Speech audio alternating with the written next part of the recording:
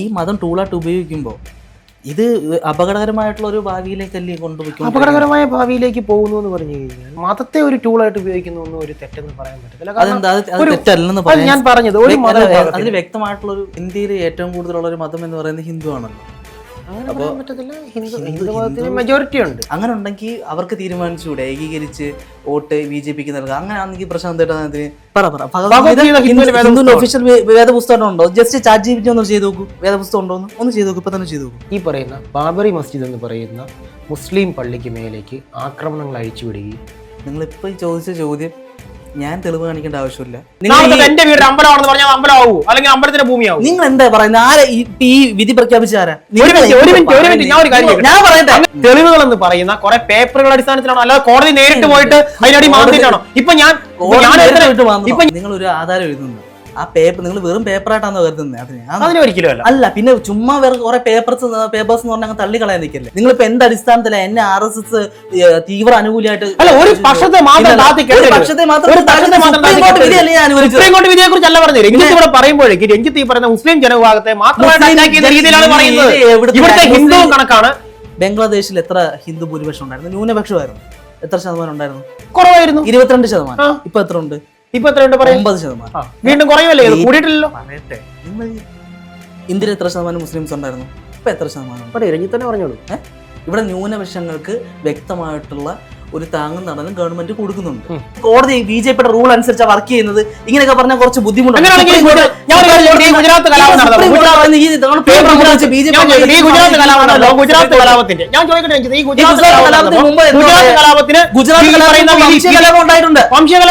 ഒരു ട്രെയിൻ മൊത്തം ഇട്ട് കത്തിച്ചില്ലേ? നിങ്ങൾ ഒരു വിഷയം എടുത്തിട്ടുണ്ടെങ്കിൽ 100 വിഷയം ഞാൻ പറയും. ഇതേപോലെ ഒരുപാട് അങ്ങോട്ടും ഇങ്ങോട്ടും കലാപം ഉണ്ടാക്കി തന്നെ ഇവിടെ രാഷ്ട്രീയ പാർട്ടിക്കാർ അങ്ങോട്ട് വെട്ടുമുട്ടിരിക്കുന്നത്. അത് സംസാരിക്കാനാണെങ്കിൽ നിങ്ങൾ പറയുന്നതിന്റെ 10 ഞാനും പറയും, അതിന് 100 നിങ്ങളും പറഞ്ഞ് അങ്ങനെ പറഞ്ഞു പോയിക്കൊണ്ടിരിക്കാനേ പറ്റൂ. ഇവിടെ ആരും നല്ലവരൊന്നുമല്ല. പിന്നെ സുപ്രീം കോടതിനെ നിങ്ങൾ എതിർക്കുന്നുണ്ടെങ്കിൽ അതിന് വ്യക്തമായിട്ടുള്ള കാരണം പ്രൂഫായിട്ട് നിങ്ങൾ പറ. പ്രശാന്ത് ഏട്ടാ, ഇപ്പോൾ പലരും നമ്മുടെ കേരളത്തിൽ വർഗീയത ഉയർത്തിപ്പിടിക്കാൻ ശ്രമിക്കുന്ന പാർട്ടികളെ പറ്റി എല്ലാ പാർട്ടിക്കാരും സംസാരിക്കാറുണ്ട്. സെക്യുലറിസമാണ് ഇവിടെ വേണ്ടതെന്നൊക്കെ എല്ലാ പാർട്ടിക്കാരും പറയാറുണ്ട്. എൻ്റെ ഒരു സംശയം, ഈ രാഷ്ട്രീയ പാർട്ടിക്കാരൊന്നും മതം ഒരു ടൂളായിട്ട് ഉപയോഗിക്കുന്നില്ലേ എന്നുള്ളതാണ്. എല്ലാ പാർട്ടിക്കാരും മതത്തെ ഒരു ടൂളായിട്ട് ഉപയോഗിക്കുന്നുണ്ട്. എല്ലാവരും ഉപയോഗിക്കുന്നുണ്ട്. അതിനകത്തിപ്പം ഞങ്ങൾ ഉപയോഗിക്കുന്നില്ല എന്ന് പറഞ്ഞു കഴിഞ്ഞാൽ ഏത് പാർട്ടിയാണ് ഇവിടെ ഞങ്ങൾ ഉപയോഗിക്കുന്നില്ല എന്ന് പറഞ്ഞിട്ടുള്ളത്? എല്ലാവരും സെക്യുലറിസം ആണല്ലോ പറയുന്നത്. സെക്യുലറിസം പറയുന്നു. ഇവിടെ ഏറ്റവും കൂടുതൽ സെക്യുലറിസം പറയുന്ന പാർട്ടി ഏതാണ്? കമ്മ്യൂണിസ്റ്റാണ്. ഈ കമ്മ്യൂണിസ്റ്റ് പാർട്ടിക്ക് ഏറ്റവും കൂടുതൽ വോട്ടുകൾ വരുന്നത് എവിടെ നിന്നാണ്? ഹിന്ദുവിൽ നിന്നാണ്. ഹിന്ദുവിൻ്റെ ഏത് വിഭാഗങ്ങളിൽ നിന്നാണ്? അത് നമുക്ക് പറയാൻ പറ്റത്തില്ല. ന്യൂനപക്ഷ വിഭാഗങ്ങളുടെ വോട്ട് ഏകീകരണമാണ് ഏറ്റവും കൂടുതൽ കമ്മ്യൂണിസ്റ്റ് പാർട്ടിക്ക് ലഭിച്ചുകൊണ്ടിരുന്ന വോട്ടുകളെന്ന് നിസ്സംശയം പറയേണ്ടി വരും. ഈ ന്യൂനപക്ഷ വിഭാഗങ്ങളെന്ന് പറയുമ്പോൾ നമുക്കറിയാം SNDP അടക്കമുള്ള സംഘടനകളെ എങ്ങനെയായിരുന്നു കമ്മ്യൂണിസ്റ്റ് പാർട്ടി ചേർത്ത് പിടിച്ചിരുന്നുള്ളത് അറിയാം. അതിനുശേഷം അവർ BJPയിലേക്ക് ചാഞ്ഞപ്പോഴാണ് ഒരു വലിയ ഇടിവ് സംഭവിച്ചിട്ടുള്ളത്. അപ്പോഴും നമുക്കറിയാം ചെത്തു തൊഴിലാളി സംഘടനകളടക്കമുള്ള കുറച്ച് സംഘടനകളുടെ പിൻബലത്തിലാണ് ഈ പാർട്ടിയുടെ നിപ്പ്. അതായത് CATU അടക്കമുള്ള CATUവിലെല്ലാവരും ഈ പറയുന്ന ന്യൂനപക്ഷ വിഭാഗമാണെന്നല്ല ഞാൻ പറയുന്നത്. ന്യൂനപക്ഷ വിഭാഗങ്ങളെ ചേർത്ത് പിടിച്ചുകൊണ്ട് മുൻപോട്ട് പോകുന്ന ഒരു രീതി കമ്മ്യൂണിസ്റ്റ് പാർട്ടി വളരെ വർഷങ്ങളായിട്ട് പിന്തുടർന്ന് വന്നുകൊണ്ടിരിക്കുന്ന ഒരു രീതിയാണ്. ഇതേ രീതിയിൽ നോക്കുകയാണെന്നുണ്ടെങ്കിൽ ഈ പറയുന്ന കോൺഗ്രസ്, ക്രിസ്ത്യൻ വോട്ടുകളുടെ ഏകീകരണം കൃത്യമായി കോൺഗ്രസിൻ്റെ ഉള്ളിൽ നടക്കുന്നുണ്ട്. അതുപോലെ തന്നെ മുസ്ലിം ലീഗ് എന്ന് പറയുന്ന പാർട്ടിയെക്കുറിച്ച് നമുക്കറിയാം. അവരുടെ പേരിൽ തന്നെ അവരുടെ ജാതീയത വ്യക്തമാണ്. ML മുസ്ലിം ലീഗ്. അപ്പോൾ അങ്ങനെയുള്ള പാർട്ടികളെ പക്ഷം ചേർത്ത് പിടിച്ചിട്ടാണ് ഈ പറയുന്ന. ഞാൻ ചോദിക്കുന്നത്, ഇപ്പോൾ കോൺഗ്രസ് വലിയ തോതിൽ വിജയിച്ചായിരുന്നല്ലോ. അപ്പോൾ ഏറ്റവും കൂടുതൽ പ്രകടനങ്ങൾ കുറേ ഇപ്പോൾ വീഡിയോസൊക്കെ ഇൻസ്റ്റാഗ്രാമിൽ ഉൾപ്പെടെ വളരെ വൈറലായിരുന്നു. ആഗോളതലത്തിൽ, അതായത് ഇന്ത്യക്ക് പുറത്തുള്ള ഒരുപാട് സംസ്ഥാനങ്ങളിൽ ചർച്ചാ വിഷയമായിരുന്നു. പാകിസ്ഥാൻ്റെ കൊടികൾ നിർത്തിയത് പാകിസ്ഥാനല്ല, മിനി പാകിസ്ഥാൻ കേരളം എന്നൊക്കെ പറഞ്ഞുകൊണ്ട് ഒരുപാട് വീഡിയോസ് ഇൻസ്റ്റാഗ്രാമിൽ മറ്റാൾക്കാർ റിയാക്ട് ചെയ്തിട്ടിരുന്നു. അത് UDF ജയിച്ച പല സ്ഥലങ്ങളിലും UDFിൻ്റെ കൊടികൾ കാണാനില്ലായിരുന്നു. മുസ്ലിം ലീഗിന്റെ കൊടികളായിരുന്നു കൂടുതലുള്ളത്. അത് പലരും പല രീതിയിൽ അവരുടെ ഇന്റൻഷൻ വന്നിട്ടുള്ള ഈ വിഷ്വലുകൾ, റീലുകൾ എന്ന് പറയുന്നത്, അതിൽ നമ്മുടെ ആലുവയിലെ റീലുകൾ ഉണ്ടായിരുന്നു. ഇവിടെ ജയിച്ച അൻവർ സാദത്താണ്. നമുക്കറിയാം അൻവർ സാദത്തിൻ്റെ പ്രകടനത്തിൽ അൻവർ സാദത്ത് ഒരു മുസ്ലിം മതവംശജനാണ്. അപ്പോൾ അൻവർ സാദത്തിൻ്റെ പ്രകടനത്തിൽ സ്വാഭാവികമായിട്ടും ഈ മുസ്ലിം ലീഗിൻ്റെ കൊടി.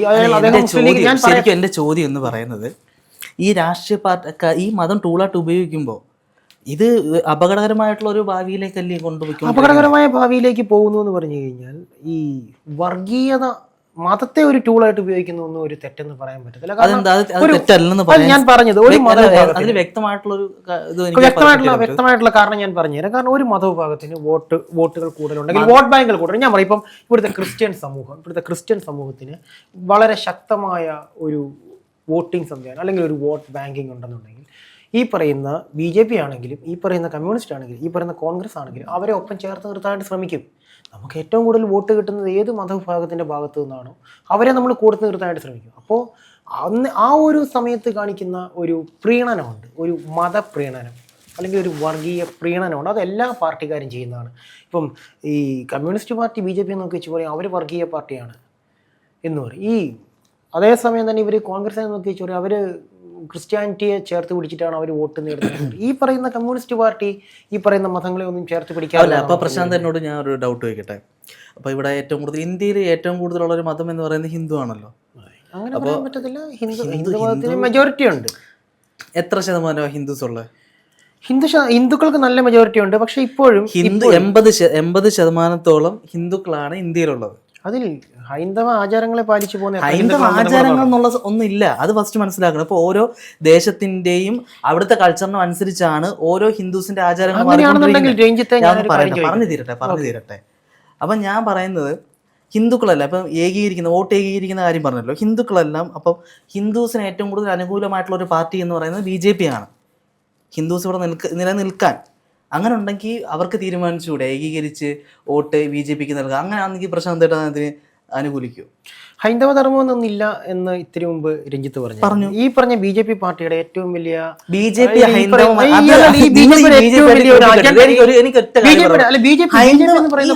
സംസ്കാരവും BJP ആയിട്ട് എന്താ ബന്ധം? നിങ്ങൾ അതിലേക്ക് ആൻസർ പറയാം. അത് എനിക്കല്ല അറിയേണ്ടത്. പിന്നെ അത് BJP ഹൈന്ദവ സനാതന ധർമ്മ സംരക്ഷണ ഹിന്ദുവിന്റെ ഒരു വേദപുസ്തകം പറയാം. ഞാൻ ചോദിക്കട്ടെ, ഭഗവത്ഗീത ഹിന്ദുവിന്റെ വേദപുസ്തകമാണ്. ഹിന്ദുവിന്റെ ഒഫീഷ്യൽ വേദപുസ്തകം ഉണ്ടോ? ജസ്റ്റ് ChatGPT ഒന്ന് ചെയ്ത് നോക്കൂ, വേദപുസ്തകം ഉണ്ടോ ഒന്ന് ചെയ്ത് നോക്കൂ. ഇപ്പൊ തന്നെ ചെയ്ത് നോക്കൂ. ഹിന്ദുസിന് രഞ്ജിത്ത് പറയുമ്പോൾ എന്താണെങ്കിലും ഇത് ചെയ്ത് നോക്കാതിരിക്കാൻ പറ്റില്ലല്ലോ. ചെയ്ത് നോക്കേണ്ടത് ആവശ്യമാണല്ലോ. ഹിന്ദുമതത്തിൽ പ്രധാനമായിട്ട് വേദഗ്രന്ഥങ്ങൾ ഉള്ളത് 4 വേദഗ്രന്ഥങ്ങൾ ഹിന്ദുമതത്തിലുണ്ട്. അതിൽ തന്നെ പറയപ്പെടുന്നതിൽ ഒന്നാമത്തെ വേദഗ്രന്ഥമാണ് ഋഗ്വേദം, മറ്റൊന്ന് യജുർവേദം, മറ്റൊന്ന് സാമവേദം, അഥർവവേദം. ഇത് ഹിന്ദു മതചിന്തയുടെ അടിസ്ഥാനങ്ങളിൽ നിന്നാണ് ഉണ്ടായിട്ടുള്ളതെന്ന് വ്യക്തമായിട്ട് ChatGPT പറയുന്നുണ്ട്. ChatGPT വിശ്വസിക്കേണ്ട ആവശ്യമില്ലെങ്കിൽ പോലും ഈ പറയുന്ന ഒരു മിനിറ്റ് ഈ പറയുന്ന ഇപ്പോൾ നമ്മൾ മുമ്പ് പറഞ്ഞ ഭഗവത്ഗീത ഹിന്ദു മതത്തിന്റെ വേദപുസ്തകമാണെന്ന് നമുക്ക് നോക്കാം. ഹിന്ദുസിന് വേദപുസ്തകം ഉണ്ടോ എന്ന് സെർച്ച് ചെയ്യും. അപ്പോൾ മനസ്സിലാവുമല്ലോ ഒഫീഷ്യലായിട്ട് എന്തെങ്കിലും. ഇപ്പം ക്രിസ്ത്യൻസിന് ബൈബിളിലോ അല്ലെ മുസ്ലിംസിന് ഇസ്ലാംസിന് ഖുറാൻ പോലെ എന്തെങ്കിലും ഉണ്ടോ എന്ന് ചോദിച്ചു നോക്ക്. അത് ഓരോ കൾച്ചറിന്റെ ഭാഗമായിട്ട് ഹിന്ദു എന്നുള്ള മതം മാറിക്കൊണ്ടിരിക്കും. ഒരു കൾച്ചർ ബേസ്ഡ് ആയിട്ട് പോകുന്നൊരു മതം. അത് മതം എന്ന് തന്നെ പറയാൻ പറ്റത്തില്ല. ഹിന്ദുമതത്തിൽ ബൈബിൾ അല്ലെങ്കിൽ ഖുറാൻ പോലെ ഒരൊറ്റ കേന്ദ്ര മതഗ്രന്ഥം ഇല്ലെങ്കിൽ പോലും പറയട്ടെ, ഹിന്ദുമതം വളരെ പുരാതനവും വിവിധ പാരമ്പര്യങ്ങളുമുള്ള മതമായതിനാൽ നിരവധി ഗ്രന്ഥങ്ങളാണ് അതിന്റെ ആധാരം. പ്രധാനപ്പെട്ട വേദങ്ങൾ, ഉപനിഷത്തുകൾ, ഭഗവത്ഗീത. മനസ്സിലായോ? ഭഗവത്ഗീത അതിനകത്ത് പറയുന്നുണ്ട്. ഇതാണ് ഭഗവത്ഗീത. ചേട്ടാ പറഞ്ഞു മനസ്സിലായില്ലേ? അതുപോലെ തന്നെ രാമായണവും മഹാഭാരതവും പുരാണവും എല്ലാം തന്നെ എന്റെ പൊന്നു ചേട്ടാ പറയുന്നത് മനസ്സിലാക്ക്. ഒരു കേന്ദ്രമായിട്ടുള്ള മതഗ്രന്ഥം ഹിന്ദുസിലില്ല. മനസ്സിലായോ? പൊക്കി പറയാനോ താഴ്ത്തി പറയാനോ അല്ല ഈ കാര്യങ്ങൾ പറയുന്നത്. നമ്മൾ മതപരമായിട്ട് ഞാൻ ഒരു മനുഷ്യൻ എന്ന രീതിയിൽ മനുഷ്യനുണ്ടാക്കിയ മതങ്ങളെ കുറിച്ച് അതിന്റെ അടിസ്ഥാനപരമായിട്ടുള്ള കാര്യങ്ങൾ സംസാരിക്കുമ്പോൾ ഒരു മതത്തെ പൊക്കി പിടിക്കുക എന്നുള്ളത് പറയരുത്. ഒരിക്കലും ഞാൻ ഒരു മതത്തെ താഴ്ത്തി കെട്ടാനോ പൊക്കി പിടിക്കാനോ ശ്രമിക്കുന്നില്ല. നമ്മളിപ്പോൾ ഒരു മതത്തെ പറ്റി സംസാരിക്കുമ്പോൾ ആ മതത്തിന്റെ കാഴ്ചപ്പാടുകൾ എന്താ, അതിന്റെ ഐഡിയോളജി എന്താണത് കൃത്യമായിട്ട് പറയണം. മനസ്സിലായോ?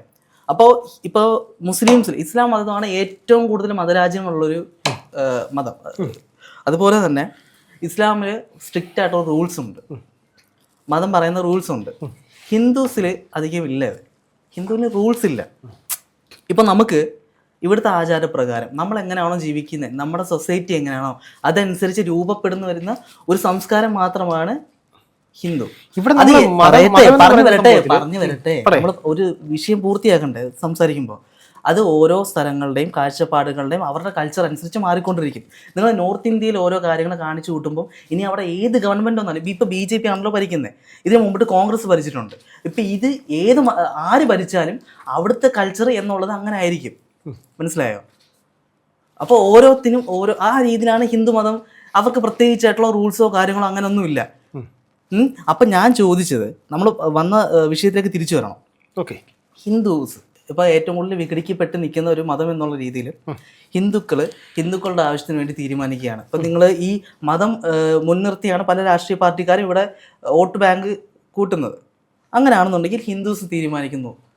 ഇപ്പം നമുക്ക് ഗുണമുള്ള പാർട്ടി ഇപ്പം മുസ്ലിം ലീഗിന് അവരുടെ അവകാശങ്ങൾക്കും കാര്യങ്ങൾക്കും വേണ്ടി കോൺഗ്രസിന്റെ കൂടെ നിൽക്കാമെന്നുണ്ടെങ്കിൽ ഹിന്ദുക്കൾ അങ്ങനെ ഒരു തീരുമാനം എടുത്ത് BJP കൂടെ നിന്നാൽ നിങ്ങളടങ്ങുന്ന സമൂഹം അത് അംഗീകരിക്കൂ? വർഗീയത എന്ന് പറയുമോ? അതാണ് ഞാൻ വർഗീയത എന്ന് ഒരിക്കലും പറയുന്നില്ല. കാരണം ഒരു BJP വർഗീയ പാർട്ടിയായിട്ട് പറയാൻ BJP വർഗീയ പാർട്ടിയായിട്ട് ഞാൻ പറയാനുള്ള കാര്യം എന്ന് പറഞ്ഞാൽ BJPയുടെ ഏറ്റവും വലിയ ഒരു BJPയുടെ ഐഡിയോളജി എന്താ? അവരുടെ ഐഡിയോളജി എന്ന് പറയുന്നത് എന്താണ്? അവർക്ക് രാഷ്ട്ര സംരക്ഷണം എന്ന് അവർ പറയുന്നു, രാഷ്ട്ര സേവനം എന്ന് അവർ പറയുന്നത്. ഞാൻ ഒരു കാര്യം ചോദിക്കട്ടെ, അങ്ങനെയാണെന്നുണ്ടെങ്കിൽ ഇത് ഞാൻ വർഗീയത പറയുകയോ അല്ലെങ്കിൽ BJP എന്ന് പറയുന്ന പാർട്ടിയെ താത്തിക്കിട്ടുവാനായിട്ട് പറയുകയാണെന്ന് ഒരിക്കലും ചിന്തിക്കരുത്. ഞാൻ ഒരു കാര്യം ചോദിക്കട്ടെ, ഈ ഹൈന്ദവ സനാതന ധർമ്മം എന്ന് പറയുന്ന ഒരു സംഭവത്തെ ഉയർത്തി കാട്ടിക്കൊണ്ട് പലപ്പോഴും BJP വോട്ട് നേടാറുണ്ട്. നമുക്കറിയാം, ഏതെങ്കിലും അമ്പലത്തെയോ അല്ലെങ്കിൽ ഏതെങ്കിലും ഒരു പുണ്യപുരാതന സ്ഥലത്തെ എന്തെങ്കിലും ഒരു വിഷയങ്ങൾ ഉണ്ടായിട്ടുണ്ടെങ്കിൽ പലപ്പോഴും തെരഞ്ഞെടുപ്പിന് അവരതിനെ പ്രധാന ആയുധമാക്കി പൊക്കി പിടിക്കാറുണ്ട്. അവർ ഓപ്പൺ ആയിട്ട് പറയുന്നു, മറ്റു പാർട്ടികൾ അത് പറയുന്നു. ഓക്കെ, അത് വാട്ട് എവർ ഇറ്റ് ഈസ്. ഞാൻ ചോദിക്കുന്നത്, ഈ അടിസ്ഥാനപരമായി തെളിവുകളുണ്ടോ എന്ന് ചോദിച്ചു കഴിഞ്ഞാൽ അതിൻ്റെ തെളിവുകൾ എനിക്ക് രഞ്ജിത്ത് എടുത്ത് കാണിക്കേണ്ടി വരുന്നൊരു വിഷയമാണ്. അതിനെക്കുറിച്ച് ഇവിടെ എടുത്ത് പറയുമ്പോൾ ഞാനൊരു കാര്യം ചോദിക്കട്ടെ, ഇപ്പോൾ ഇവർക്ക് വർഗീയത എന്ന് പറയുന്ന ഒരു സംഭവത്തെ മാറ്റി നിർത്തുന്നത് അല്ലെങ്കിൽ മതം എന്ന് പറയുന്ന ഒരു സംഭവത്തെ മാറ്റി നിർത്തിയാണ് BJP ഇവിടെ ഭരിക്കുന്നത് എന്ന് പറയുമ്പോൾ എന്തിനാണ് ഈ പറയുന്ന ബാബറി മസ്ജിദ് എന്ന് പറയുന്ന മുസ്ലിം പള്ളിക്ക് മേലേക്ക് ആക്രമണങ്ങൾ അഴിച്ചുവിടുകയും അത് തകർക്കുകയും അതിൻ്റെ പേരിൽ കലാപങ്ങൾ ഉണ്ടാക്കുകയും ചെയ്തു? നിങ്ങളിപ്പോൾ ചോദിച്ച ചോദ്യം ഞാൻ തെളിവ് കാണിക്കേണ്ട ആവശ്യമില്ല. കൃത്യമായിട്ട് തെളിവുകൾ കൊടുത്ത് കോടതി ഉത്തരവ് വന്ന ഒരു കാര്യത്തെയാണ് നിങ്ങൾ വീണ്ടും ഇട്ട് എതിർത്തുകൊണ്ടിരിക്കുന്നത്. രാഷ്ട്രം ഭരിക്കുന്ന ആരാണ്? രാഷ്ട്രം ഭരിക്കുന്ന ആരാ? ഇന്ത്യ ഭരിക്കുന്നത് BJP. ഓക്കെ, ഏകദേശം അതിനുള്ള ഉത്തരവുണ്ട്. ഓക്കെ, അപ്പൊ ഞാൻ പറയുന്നത്, ഈ പറയുന്ന ബാബറി മസ്ജിദിനടിയിൽ രാമക്ഷേത്രം ഉണ്ടായിരുന്നു എന്നുള്ളതിന് എന്തെങ്കിലും ഖനനം നടത്തി ബാബറി മസ്ജിദിനടിയിൽ നിന്ന് രാമക്ഷേത്രത്തിന്റെ എന്ത് അവശിഷ്ടങ്ങൾ തോണ്ടിയെടുത്തിട്ടുണ്ട് ഉണ്ടായിരുന്നു എന്ന് എന്റെ വായ നാക്കൊണ്ട് ഞാൻ പറയണം. എന്റെ വീടിരിക്കുന്നതിന് താഴെ ഒരു വലിയ അമ്പലം ഉണ്ടായിരുന്നു. അതുകൊണ്ട് എന്റെ വീട് നാളെ തൊട്ട് ഞാൻ ഒരു ഭണ്ഡാരം കൊണ്ട് മുന്നിൽ വെച്ചിട്ട് നാളെ തൊട്ട് എന്റെ വീട് അമ്പലമാണെന്ന് പറഞ്ഞാൽ അമ്പലമാവൂ അല്ലെങ്കിൽ അമ്പലത്തിന്റെ ഭൂമിയാവും? നിങ്ങൾ എന്താ പറയുന്നത്? ഈ വിധി പ്രഖ്യാപിച്ചാരാ? ഈ വിധി പ്രഖ്യാപിച്ചതിന്റെ പോട്ടെ, ഈ പറഞ്ഞ സർക്കാരാണോ? കോടതി എന്ന് പറയുന്നതിനെ ഭരിക്കുന്നവന്റെ പേര് വേണമെങ്കിൽ ചട്ടമാക്കി മാറ്റി. ഇവിടുത്തെ മതങ്ങളെ ഏറ്റവും കൂടുതൽ വിഘടിപ്പിച്ച് ഭരിക്കുന്ന ഒരു പാർട്ടി എന്ന് പറയുന്നത് BJP. ഈ BJP അതായത് കോടതി BJPയുടെ റൂൾ അനുസരിച്ച് വർക്ക് ചെയ്യുന്നത്. ഇങ്ങനെയൊക്കെ പറഞ്ഞാൽ കുറച്ച് ബുദ്ധിമുട്ടാണ്. ഗുജറാത്ത് കലാപത്തിന്റെ ഞാൻ ചോദിക്കട്ടെ, ഈ ഗുജറാത്ത് കലാപത്തിന് ഒരു ട്രെയിൻ കത്തിച്ചില്ലേ? ഈ ഗുജറാത്ത് കലാപം ഉണ്ടായപ്പോൾ ഗുജറാത്ത് കലാപത്തിന്റെ വിധി പറയാണ്ടിരുന്ന ജഡ്ജി എന്ത് കാരണവശാൽ നിങ്ങൾ ഒരു വിഷയം എടുത്തിട്ടുണ്ടെങ്കിൽ 100 വിഷയം ഞാൻ പറയും. ഇതേപോലെ ഒരുപാട് അങ്ങോട്ടും ഇങ്ങോട്ട് കലാപം ഉണ്ടാക്കി തന്നെ ഇവിടെ രാഷ്ട്രീയ പാർട്ടിക്കാർ അങ്ങോട്ട് വെട്ടുമുട്ടിരിക്കുന്നത്. അത് സംസാരിക്കാനാണെങ്കിൽ നിങ്ങൾ പറയുന്നതിന്റെ 10 ഞാനും പറയും, അതിന് 100 നിങ്ങളും പറഞ്ഞ് അങ്ങനെ പറഞ്ഞു പോയിക്കൊണ്ടിരിക്കാനേ പറ്റൂ. ഇവിടെ ആരും നല്ലവരൊന്നുമല്ല. പിന്നെ സുപ്രീം കോടതിനെ നിങ്ങൾ എതിർക്കുന്നുണ്ടെങ്കിൽ അതിന് വ്യക്തമായിട്ടുള്ള കാരണം പ്രൂഫായിട്ട് നിങ്ങൾ പറ. സുപ്രീം കോടതി അങ്ങനെ ഒരു തീരുമാനം എടുക്കാനുള്ള കാരണം എന്താ? ചേട്ടാ, ഞാനൊരു കാര്യം ചോദിക്കുന്നത്, സുപ്രീം കോടതി വെറുതെ ഒരു ജഡ്ജ്മെന്റ് പറയുകയോ ചെയ്യുന്നത്? എത്ര അംഗ ബെഞ്ചാണ് വിധി? എത്ര പേജ് ഉണ്ടെന്ന് അതിനകത്ത് നോക്കിട്ട് പറയാം. ആവശ്യമില്ല. ഞാൻ വിധിയുള്ളത്, ഞാൻ സുപ്രീം കോടതിനെ വിശ്വസിക്കുന്നുണ്ട്. നിങ്ങൾ നോക്കിട്ട് പറ. ബാബറി മസ്ജിദിന്റെ നിങ്ങൾ പറയുന്ന അപ്പുറത്ത് ശ്രമിക്കുന്നത് അറിയോ? നിങ്ങൾ ശ്രമിക്കുന്ന കൂടുതൽ ഭൂരിഭാഗം വരുന്ന ആൾക്കാര് ഇത് എതിർക്കുന്നുണ്ട്. അതുകൊണ്ട് സുപ്രീം കോടതിയിൽ നാളെ BJP ചെന്ന് പറയുക BJP ആണ് ഇന്ത്യ ഭരിക്കുന്നത്, അതുകൊണ്ട് അങ്ങ് ഇത് വിധി അങ്ങ് മാറ്റി തിരിക്കാന്ന് പറഞ്ഞാൽ അങ്ങനെ നടക്കുന്ന സംഭവമല്ല. സുപ്രീം കോടതിന്റെ പ്രൊസീജിയേഴ്സ് എന്താണെന്ന് കൃത്യമായിട്ട് അറിയോ? അങ്ങനെ വെറുതെ ഒരാൾക്ക് കയറി ചെന്ന് വിധി മാറ്റി മറിക്കാനൊന്നും പറ്റത്തില്ല. വ്യക്തമായിട്ടുള്ള അന്വേഷണം നടത്തി തന്നെ ഒരു ഗ്രൂപ്പിനെ നിശ്ചയിച്ച് ആ ടീം കൊടുത്ത കൃത്യമായിട്ടുള്ള അതിന് വേണ്ടി ഒരു ടീമിനെ, വെറുതെ ഉള്ള ടീമല്ല, അവർ അന്വേഷിച്ച് അതിന്റെ കൃത്യമായിട്ടുള്ള എവിഡൻസ് ഉൾപ്പെടെ കൊടുത്തതിന് ശേഷമാണ് വിധി പ്രഖ്യാപിച്ചത്. സുപ്രീം കോടതിയുടെ ഈ ഓർഡർ വന്നതിന് ശേഷമായിരുന്നു ഈ ബാബറി മസ്ജിദ് കയറി തകർത്തത്. സുപ്രീം കോടതി സുപ്രീം കോടതി ഓർഡർ ഇട്ടു അല്ലെങ്കിൽ ഹൈക്കോടതി ഓർഡർ ഇട്ടു. ഇത് നിങ്ങൾ നാളെ പോയിട്ട് ബാബറി മസ്ജിദ് അങ്ങ് പൊളിച്ചു കളഞ്ഞേക്കാം. അതിന്റെ താഴെ ഒരു അമ്പലം. ഇതിന്റെ വിധിയുടെ അടിസ്ഥാനം വിധി ഉണ്ടാക്കുന്നതിന് മുൻപ് ഞാൻ ചോദിക്കണം, വിധി വരുന്നതിന് മുൻപ് എന്ത് ഇതിന്റെ പേരാണ്? അങ്ങനെയാണെന്നുണ്ടെങ്കിൽ ബി ജെ പി ന്യായമായിട്ട് കോടതിയിൽ കേസ് ഞാൻ ചോദിക്കട്ടെ, അങ്ങനെയാണെന്നുണ്ടെങ്കിൽ ഇവിടെ ബി ജെ പിയുടെ അല്ലെങ്കിൽ ഈ പറയുന്ന RSSന്റെ സംഘടനകള് കോർട്ടിൽ കൊണ്ടുപോയി കേസ് കൊടുക്കണമായിരുന്നു. ഈ ബാബറി മസ്ജിദ് അങ്ങനെയാണെന്നുണ്ടെങ്കിൽ അവസാന ക്ഷേത്രം നിങ്ങൾ എന്ത് സംസാരിക്കുന്നു?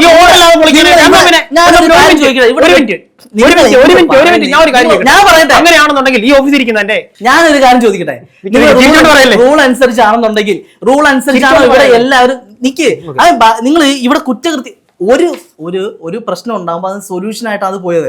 ഇതിന് മുമ്പിട്ട് അവിടെ വെട്ടും കുത്തും പൊളിച്ചെടുക്കലും പൂട്ടിക്കലും ഒക്കെ പലരും ചെയ്തതിനു ശേഷമാണ് പലതും വിധി വന്നിട്ടുള്ളത്.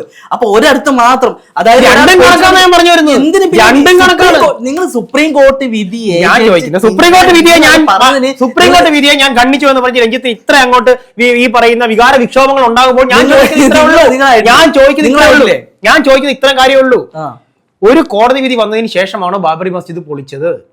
അതോ സ്വാർത്ഥ താല്പര്യങ്ങൾ കൊണ്ട് പൊളിക്കുകയാണോ ചെയ്തത്? അതിനുശേഷം കോർട്ട് വിധി വന്നു എന്നുള്ളത് ശരിയാണ്. കോർട്ട് വിധി വന്നത് ആർക്ക് അനുകൂലമായിട്ടാ? എന്റെ പൊന്നെ, ഈ കോടതി വിധികൾ വരുന്ന എപ്പോഴും ഈ പറയുന്ന ഈ അന്വേഷണ ഉദ്യോഗസ്ഥർ അല്ലെങ്കിൽ മറ്റുള്ളവരെ വെക്കുന്ന തെളിവുകൾ എന്ന് പറയുന്ന കുറെ പേപ്പറുകളുടെ അടിസ്ഥാനത്തിലാണോ, അല്ലാതെ കോടതി നേരിട്ട് പോയിട്ട് അതിനടി മാറിയിട്ടാണോ? ഇപ്പൊ ഞാനൊരുത്തനെ കൊന്നു കഴിഞ്ഞിട്ട് എനിക്ക് ഒരു പക്ഷെ കോടതിയിൽ നിന്ന് ഞാൻ റിലീസ് ആകുന്ന എങ്ങനെയാണ്? തെളിവുകളില്ലായിരുന്നു. അതല്ലെന്നുണ്ടെങ്കിൽ രേഖകളും മറ്റുള്ള സംഭവങ്ങളും ഞാൻ കുറ്റവാളി അല്ല എന്ന് പറയുന്നുണ്ടെങ്കിൽ ഇത് നിങ്ങൾ ചുമ്മാ എതിർക്കാൻ വേണ്ടിയിട്ട് വായിട്ട് അടച്ചിട്ടുള്ള കാര്യങ്ങള. ഇവിടെ പേപ്പേഴ്സ് നിങ്ങൾ ഒരു ആധാരം എഴുതുന്നു, ആ പേപ്പർ നിങ്ങൾ വെറും പേപ്പറായിട്ടാണോ കരുതുന്നത്? അതിന് ഒരിക്കലും അല്ല. പിന്നെ ചുമ്മാ വേറെ കുറെ പേപ്പേഴ്സ് എന്ന് പറഞ്ഞാൽ തള്ളിക്കളയാൻ നിൽക്കല്ലേ? അപ്പൊ എനിക്ക് പറഞ്ഞു വരുന്നത് രാമന്റെ കാലത്ത് എന്റെ അമ്പലം ഉണ്ടായിരുന്നു രാമൻ എഴുതി വെച്ചിട്ടുള്ള നൂറ്റാണ്ടുകൾ പഴക്കമുള്ള രേഖകൾ കൊണ്ട് സമർപ്പിച്ചുകൊണ്ടാണ് ഇതുണ്ടായത്. എന്റെ പൊന്നി രഞ്ജിത്ത്, അതിനടിയിൽ അമ്പലം ഇല്ലായിരുന്നുള്ളത് ഇവിടുത്തെ ചോറ് നിന്ന എല്ലാവർക്കും അറിയാം. തീവ്ര RSS അനുഭവവും BJP അനുഭവവും തലച്ചോറി കുത്തി നിറച്ചവർക്ക് ഒഴികെ ബാക്കി എല്ലാവർക്കും തന്നെ അറിയാം. ഞാനൊരു BJP വിരോധിയൊന്നും അല്ല. BJP അനുകൂലി അല്ലെന്ന് തന്നെ വിചാരിച്ചോ? നിങ്ങളിപ്പോ എന്ത് അടിസ്ഥാനത്തില എന്നെ RSS തീവ്ര അനുകൂലിയായിട്ട്? അല്ല, ഒരു പക്ഷത്തെ മാത്രം സുപ്രീം കോടതി വിധിയെ കുറിച്ചല്ല പറഞ്ഞത്. രഞ്ജിത്ത് ഇവിടെ പറയുമ്പോഴേക്ക് രഞ്ജിത്ത് ഈ പറയുന്ന മുസ്ലിം ജനവിഭാഗത്തെ മാത്രമായിട്ട് രീതിയിലാണ് പറയുന്നത്. ഇവിടുത്തെ ഹിന്ദുവും കണക്കാണ്. ഞാൻ പറയട്ടെ, ഇവിടുത്തെ ഹിന്ദുവും കണക്കാണ്, ഇവിടുത്തെ മുസ്ലിമും കണക്കാണ്, ഇവിടുത്തെ ക്രിസ്ത്യനും കണക്കാണ്. ഇവർക്ക് എല്ലാവർക്കും അവരവരുടേതായിട്ടുള്ള മതചിന്തകൾ കൊണ്ട്. ഒറ്റ സെക്കൻഡ്, ബംഗ്ലാദേശിൽ എത്ര ഹിന്ദു ഭൂരിപക്ഷം ഉണ്ടായിരുന്നു? ന്യൂനപക്ഷമായിരുന്നു. എത്ര ശതമാനം ഉണ്ടായിരുന്നു? കുറവായിരുന്നു, 22%. ഇപ്പൊ എത്ര ഉണ്ട്? 9%. വീണ്ടും കുറയുമല്ലേ? കൂടിയിട്ടില്ലല്ലോ. പറയട്ടെ, നിങ്ങൾ വീണ്ടും കുറയുമല്ലേ? കൂടിയിട്ടില്ല. തീരട്ടെ. മുസ്ലിം ഭൂരിപക്ഷമുള്ള ബംഗ്ലാദേശിൽ ഇന്ത്യയിൽ എത്ര ശതമാനം മുസ്ലിംസ് ഉണ്ടായിരുന്നു? ഇപ്പൊ എത്ര ശതമാനം? രഞ്ജിത്ത് തന്നെ പറഞ്ഞോളൂ. കേരളത്തില് ഏകദേശം പകുതിയോളം ഉണ്ടെന്ന് തോന്നുന്നു. ഇന്ത്യയിൽ 22% കൂടുതലുണ്ട്. കൂടിയിട്ടേ ഉള്ളൂ. ഇവിടെ ന്യൂനപക്ഷങ്ങൾക്ക് വ്യക്തമായിട്ടുള്ള ഒരു താങ്ങും തണലും ഗവൺമെന്റ് കൊടുക്കുന്നുണ്ട്. അവർക്കെതിരെ മറ്റ് രാജ്യങ്ങളെ കാണുന്ന പോലെ രീതിയിലുള്ള ഒരറ്റാക്കും ഇന്ത്യ ചെയ്യുന്നില്ല. മനസ്സിലായോ? പിന്നെ ന്യൂനപക്ഷത്തെ ചവിട്ടി അമർത്തിക്കുന്ന അങ്ങനെയുള്ള ഫാൾസ് ആയിട്ടില്ല അവർ പറയുന്ന രീതിയിൽ ഇങ്ങോട്ട് ഇറക്കാൻ നിൽക്കണ്ട. ഇവിടെ ന്യൂനപക്ഷത്തിന് ഒരു തരത്തിലുള്ള പ്രശ്നങ്ങൾ ഉണ്ടാകുന്നത് നോർത്ത് ഇന്ത്യയിൽ കാണും. അത് അങ്ങോട്ടും ഇങ്ങോട്ടും അവിടെ തീവ്രമായിട്ടുള്ള രാഷ്ട്രീയമാണ് നടക്കുന്നത്. കേരളത്തിൽ അങ്ങനെ സ്ഥിതി? കേരളത്തിൽ ഈ പറയുന്ന BJP-ക്കാർക്ക് എല്ലാവർക്കും മുസ്ലിംസിനെ ഭയങ്കര ഇഷ്ടമാണ്, അല്ലെങ്കിൽ അവർ ചേർന്നാണ് പോകുന്നത് അല്ലേ? ഈ വീഡിയോയുടെ കൂട്ടത്തിൽ എന്താണെങ്കിൽ ഈ പറയുന്ന RSS എന്ന് പറയുന്ന സംഘടനയുടെ കീഴിലുള്ള കുറെ പേജുകൾ സംസാരിക്കാൻ ശ്രമിച്ചത് രാഷ്ട്രീയത്തിൽ ഇപ്പം അവര് മതത്തെ ടൂളാക്കിക്കൊണ്ടുള്ള കുറച്ച് സംഭവങ്ങൾ സംസാരിക്കാൻ വേണ്ടിയിട്ടായിരുന്നു ഇരുന്നത്. പക്ഷെ അത് എപ്പോഴും BJP ഇങ്ങനെയുള്ള പ്രശ്നങ്ങളിലേക്കാണ് അദ്ദേഹം കൊണ്ടെത്തിക്കുന്നത്. അത് നമുക്ക് ഒരു വിഷയമുണ്ട്, അത് ക്രോഡീകരിക്കാൻ സാധിച്ചില്ല. പുള്ളി എപ്പോഴും RSSന്റെ വിരുദ്ധത അങ്ങനെയുള്ള കാര്യങ്ങളിലോട്ട് പോകുന്നത് കൊണ്ട് തന്നെ എനിക്ക് അത് ഡിഫെൻഡ് ചെയ്യേണ്ടി വരും. നിങ്ങൾ എന്നെ ഒരു വലിയ RSS അനുഭവിയായിട്ടോ അങ്ങനെയൊന്നും കാണേണ്ട ആവശ്യമില്ല. ഇനി കണ്ടാലും വലിയ കുഴപ്പമൊന്നുമില്ല. എന്തായാലും ഈ ചർച്ച ഇവിടെ വെച്ച് അവസാനിപ്പിക്കുന്നതായിരിക്കും നല്ലത്.